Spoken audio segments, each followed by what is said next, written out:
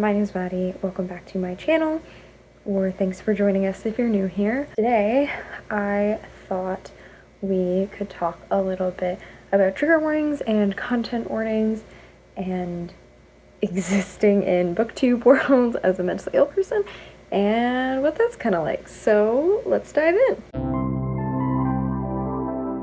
So just to preface this video, obviously we're going to be talking about the use of trigger warnings and content warnings within media. I'm going to be talking most specifically about books, but just because of that, the nature of the topic, just be aware that I'm not going to describe anything super upsetting here, but I will just be mentioning briefly some of the things that are very often flagged. If you have any concerns, feel free to drop me a comment. I'll try and flag as much as I can in either the time cards or down in the description below, so make sure you are taking care of yourself. So, what is a trigger warning or a content warning? They tend to get used interchangeably, but I think the difference is, or at least the way that I understand the difference. So something like content that is triggering to someone is content that is upsetting to them, oftentimes due to personal experience or past trauma that it ends up bringing up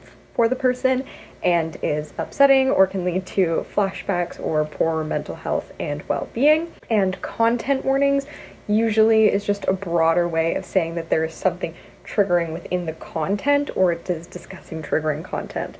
So they, as I said, they tend to get used interchangeably, and they're often short-formed online to TW for trigger warnings and CW for content warnings. Why do trigger warnings matter? Well, trigger and content warnings matter because it allows people to protect themselves by being exposed to content that is potentially triggering or upsetting for them, and helps them take care of their own mental and physical well-being by being able to look at the content or trigger warnings for a particular book and go, yes or no, this is not for me. But that's not saying that a trigger or a content warning is going to cover everything that could possibly be triggering for a person. I know for me, some of the trauma that I have in my past is very particular to a relationship that I have, and there are very niche triggers for me that can be really upsetting and difficult for me that aren't going to be something that someone's going to be able to flag in a book. And that can be things like talking about cleaning chemicals or particular songs, or even just the wordings of the way that things are said. If that reminds me of a conversation that I've had with this individual, that is really upsetting for me. And that's not some of that stuff is so nebulous that there's no way that someone is going to be able to flag for that. And that's fine. That's totally understandable. We're not going to be able to flag every single trigger for everyone. However, when we talk about trigger and content warnings, we're usually talking about kind of big overarching things that tend to be very triggering for people. So those are things like mentions of sexual assault and rape, suicide mentions, whether that's a suicide attempt or suicidal ideations, or mentions of a past suicide attempt or scars. Anything like that can kind of come into there. Self-harm, implied reference self-harm, direct depictions of self-harm, scars of self-harm. So they tend to be kind of fit under these bigger labels, but then kind of branch and spiderweb off from there. Homophobic content, transphobic content, use of slurs within the book are oftentimes a whole bunch of things that get flagged. And this is that's just kind of the tip of the iceberg, but just to give you an idea of some of the things that often get mentioned. And I think recently one of the biggest struggles has been trying to figure out how to put this in literature, because I think unfortunately there's some dialogue that feels like by discussing or revealing what triggering content there is in a book, you're somehow spoiling it for the reader. I don't think that's true at all, especially when it keeps people safe. I would rather have some idea of what is going to happen than to know that that's going to bring harm to someone. So a really interesting example of a book that I read recently that I think is the first and only book to have an actual trigger warning printed into the book itself was a complicated love story set in space. And not only was it a trigger warning of this book deals with themes of sexual assault, but there is like a direct description of the assault in, I think it was like chapter 53. So it was like, if you don't want to read that, skip over that chapter. And I thought that was like amazing because now everyone in the book is aware of that. Even though sexual assault isn't something that's a trigger for me, it allowed me to like emotionally prepare myself more, just to be able to process and be prepared for that and look after my own well-being. So in that case, I'm like, I don't think it's a spoiler in any way, and if it is, I really don't think it's the end of the world. The tricky thing is that a lot of times they aren't printed in books. So then what happens is we either have people putting them online, whether that's on Goodreads or Storygraph or other websites where they're listing content and trigger warnings, or the authors themselves are taking it into account to put online. My issue with authors doing that is that they don't always communicate that to the audience. So for example, I read all of Alice Oseman's books, and the end of Solitaire has a scene that was very triggering to me and very upsetting, and I didn't know that it was coming, and that was really difficult for me. But when I got more involved in her community and her fan base, I learned that on her website she has a list of all the trigger and content warnings. I just wish there was like a sentence in the books, like even in the front cover, that was just like, if you need trigger or content warnings, please go to whatever her website is, because that book wasn't something that I thought was going to deal with triggering or upsetting subject matter. Sometimes you pick up a book, for example, a book like Girl in Pieces is very specific on the fact that it is dealing with someone who self-harms, and like that is going to be a major topic of the book. So that's something that you're like, okay, going into this, I know that there's a potential for triggering content, and maybe I'm just dumb, but when I read the back of Solitaire, I did not really think that there was going to be like suicidal ideation or suicide attempts in that book, and then all of a sudden there was, and I was not ready for that. So I think that's a big thing is, putting them on the website's great, but if people don't know they're there, that is not helpful. So I'm definitely a big fan of either printing them in the books or putting them online.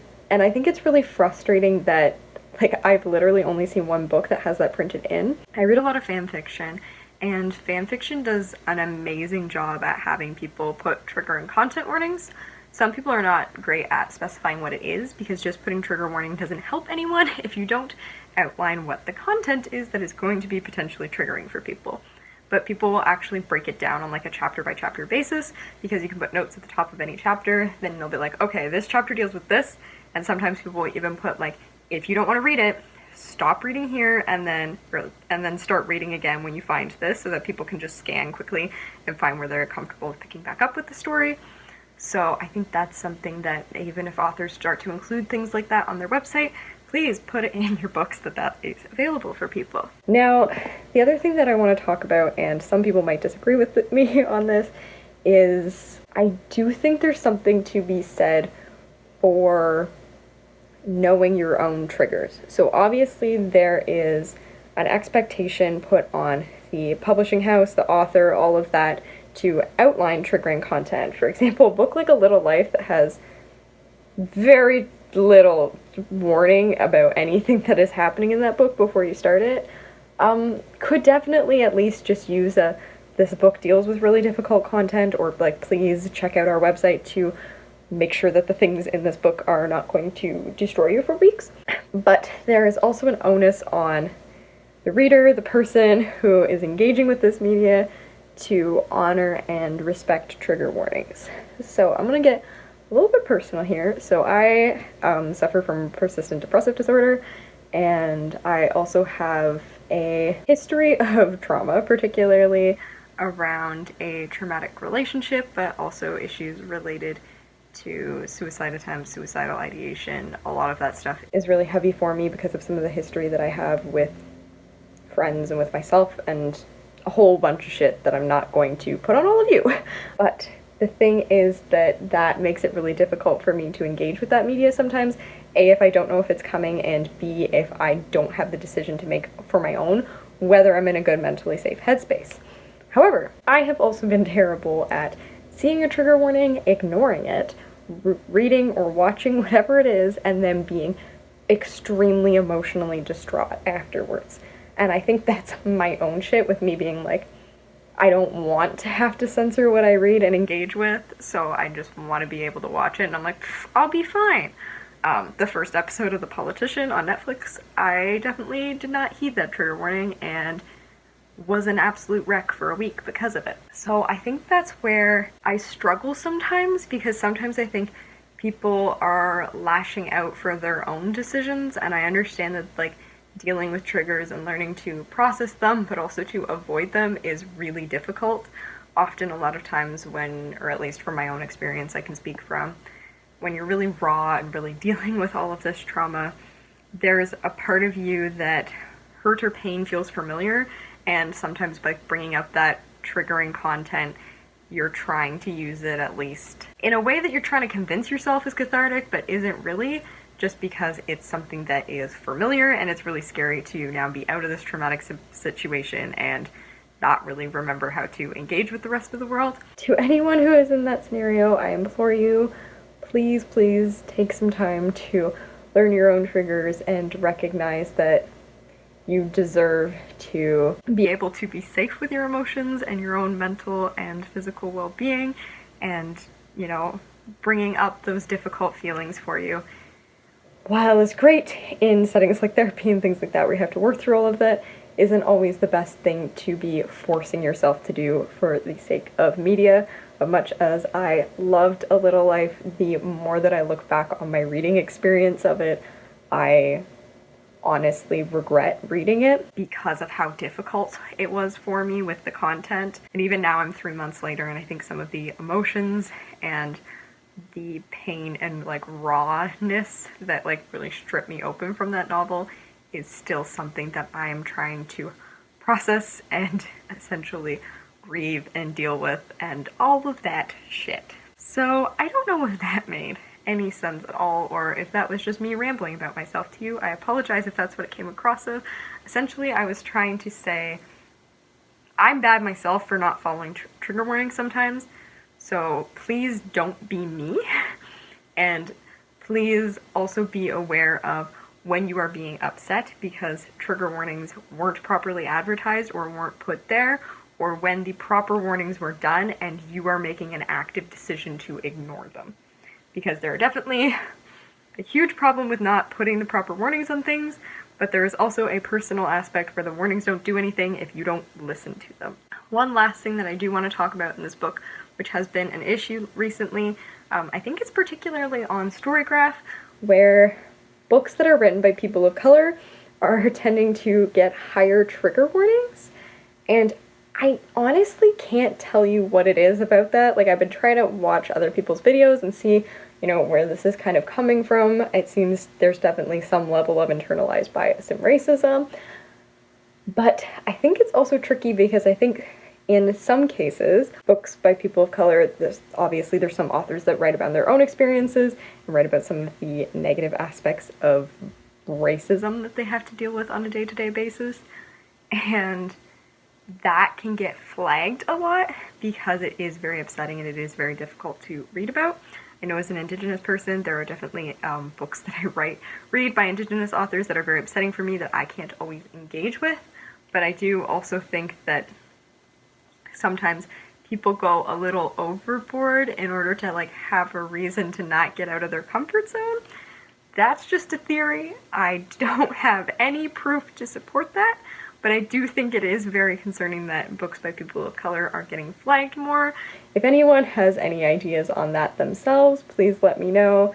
I'll try and link a couple of the other videos that I watched about it, but yeah, I still can't really wrap my head around what's causing that. But it is really concerning that those books are getting flagged on a higher basis, and I am currently putting something together for Banned Books Week at the end of September, and just thinking about the fact that a lot of times books by people of color end up getting censored or banned, which is really unfortunate and is something that I would like to not keep happening. But anyways, the point of this is to say this is a plea for, I doubt that anyone in a position of power is watching this, but to encourage people to create platforms, spaces, communities that are respecting of triggering content and are inclusive for people who are neurodivergent or just have traumatic experiences in their past that are upsetting for them, so that everyone can engage in the book community together.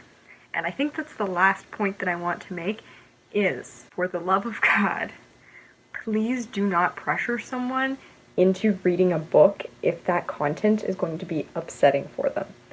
I was in high school when the TV show 13 Reasons Why came out. I read that book, but I had no interest in watching the TV show because I knew it would be incredibly upsetting for me, and it didn't matter how many different ways I tried to articulate that to my friends. They kept telling me that it would be fine and I should just watch it, and I think I got 2 episodes in before having a complete mental breakdown. So just because you love a piece of media doesn't mean that it's going to be accessible and enjoyable for everyone else, and that's something that you also need to understand and respect. So, recommend your books, keep in mind trigger warnings and content warnings when you're recommending them, and if someone makes the decision that the book is not for them to read, do not blame them for it. They know themselves, their own mental well-being, their own body the best to make the decision to look after themselves. That's all. I feel like this video is a lot more messy than I was thinking about, even though this is something that I've really wanted to talk about for a long time, because it is something that really affects my reading, and like I've said, sometimes it can like leave me spiraling for a couple weeks if I don't find the proper warnings or things like that, or I end up forcing myself through something that's difficult. So I just wanted to address that because I think we need to have more open conversations about that in this community. If you have any feedback, any suggestions, any of your own thoughts on all of this jazz, please feel free to drop me a comment down below. I would love to hear some other people's opinions on this, if they've found safe spaces in the community that are doing a really great job of honoring these things, or if they have some own recommendations. Obviously, I am one person. A lot of this speaks to my own personal experience, and I am in no way a medical professional or psychologist that is trained in any of this. This is just something that I feel particularly passionate about. But yes, that's everything I think I have to say on this for now. Maybe I'll make a part 2 if you guys have some feedback or some other things that you would like me to address. In the meantime, make sure you click subscribe and ring that bell so you get notifications, and all my information is down in the description box below. And until the next video, stay kind.